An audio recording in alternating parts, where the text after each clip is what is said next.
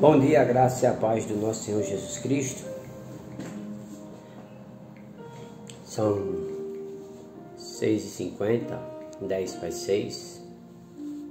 Estou aqui mais uma vez para trazer uma palavra de entendimento da palavra do Senhor. Uma breve explicação. Amém? Deus abençoe vocês e que o Senhor abra os olhos espirituais de vocês para que vocês entendam o que está sendo falado e por que foi falado. Essa mensagem, ela traz um entendimento do que Deus fez depois da morte de Jesus, no derramamento do Espírito. O Senhor trouxe para o povo, Ele restituiu o que estava perdido, o que muitas vezes estava perdido. É tanto que no profeta Joel, no livro de Joel, capítulo 2, verso 23, ele diz: Alegrai-vos, pois, filhos de Sião, regozijai-vos no Senhor vosso Deus, porque Ele vos dará em justa medida a chuva, fará descer como outrora a chuva temporã e a serôdia.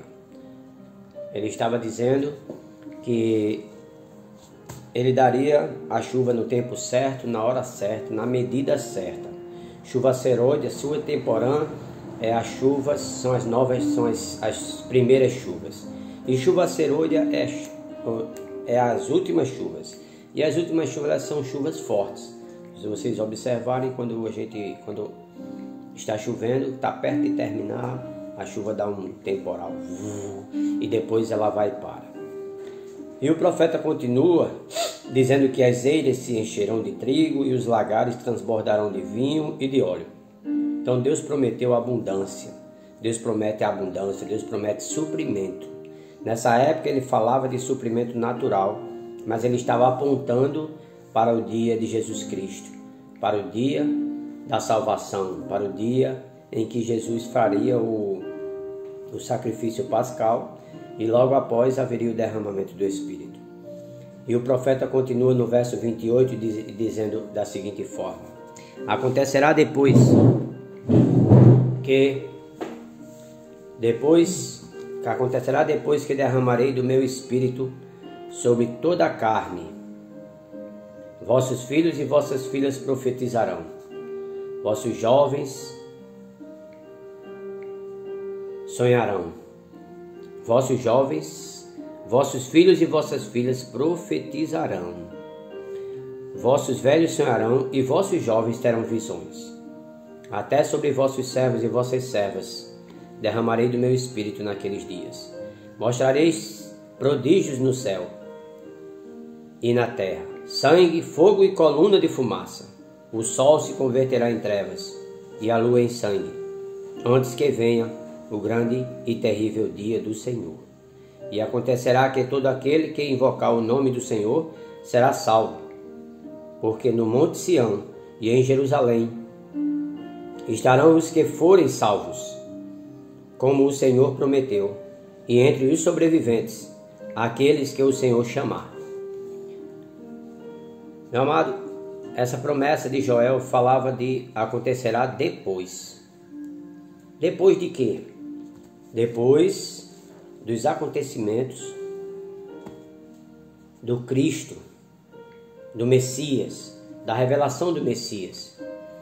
Depois que Jesus é preso, é crucificado, e quando ele morre naquela cruz, alguns que não acreditavam vieram a crer. Alguns que zombaram dele se arrependeram. Porque, como está se falando aqui, o sol se converteu em trevas. O sol escureceu. Houve chuva, houve trovões durante as últimas palavras de Jesus. A terra foi abalada. Tudo mudou. Era meio-dia, o sol quente, o sol de meio-dia, o pingo do meio-dia, de repente o céu se fecha e é transformado naquele momento de praticamente uma tempestade.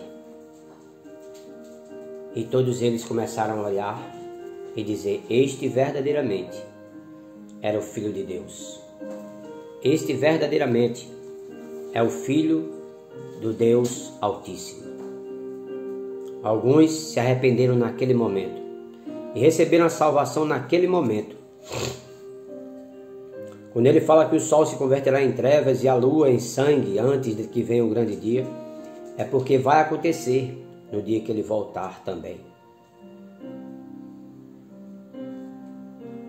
Mostrarei, Deus falando, mostrarei prodígios no céu e na terra, sangue, fogo e colunas de fumaça.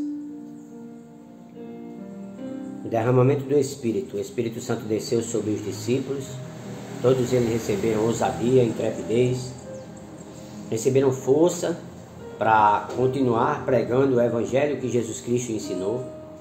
Todos eles receberam uma porção do Espírito para ter força, ousadia, intrepidez.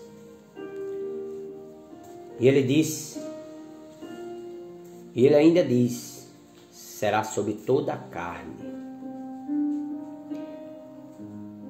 Os mestres da lei dizem que a carne não herda nada. A carne só herda a corrupção. Mas dentro da carne existe o Espírito. A carne é esse corpo que guarda o nosso Espírito.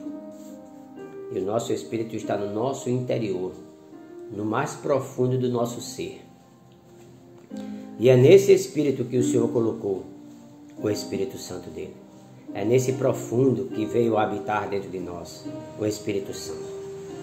A graça de Jesus ter morrido na cruz, a graça foi derramada sobre nós. Um favor imerecido. O homem não merecia, mas recebeu. O homem estava longe de Deus, mas Jesus disse: eu vou fazer a ligação entre o homem que estava desligado do meu Pai para com o meu Pai. E aí Jesus veio, faz o sacrifício. E logo após a morte de Jesus, ele é assunto aos céus. E ele diz: descerá sobre vós o Espírito Santo da verdade. E é esse Espírito que vai trazer para cada homem, cada um de nós, a verdade revelada em nosso coração. Através da comunhão com esse Espírito, você recebe a verdade de Deus revelada no seu coração. Você precisa ter comunhão com Ele. Você precisa ter comunhão com esta palavra, buscando o Evangelho, para que esse Espírito que foi derramado sobre nós venha falar contigo pessoalmente, venha ter uma conversa íntima contigo, te ensinando as verdades bíblicas. Por isso a palavra de Deus diz que conhecereis a verdade e a verdade vos libertará. Estamos aqui mais uma vez com uma proposta de trazer uma palavra revelada. Essa é a palavra revelada. Deus está nas palavras que estão na Bíblia. Deus está no nosso coração.